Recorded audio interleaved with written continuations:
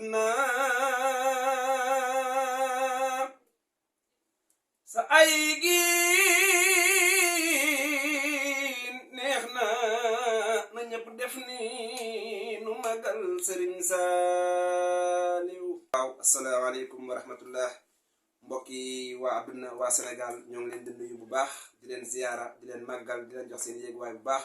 waaw su ngeen déggee loolu mu mel ni dafa am bis bu ñuy waajal mu jëm ci le 10 incha allah le 10 juin ñu koy wax festival des cant waaw nga xam ne mu ngi am fii si Estatu Mbao ñu si woo suñu soppe yépp képp koo xam ne mos nañ la bégal si rasulillahi sallallahu alayhi wa sallam ñu ngi la ciy woo di ci woo kullu rek kuy dégg suñu kàddu waaye ñu ngi siy jiital waa fédération ndawi Serigne Saliou di leen ci woo bu baax waaye di ci woo waa kër Serigne Abdou Karim Mbacke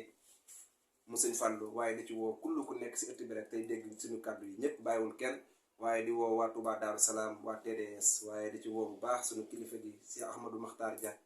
waaw di ko njukkalee bés bi moom ak soxnaam yu baax soxna Ndiaye Dia soxna Mansay ak kullu ku nekk TDS waaye di woo bu baax suñu soppe yi nga xamante ne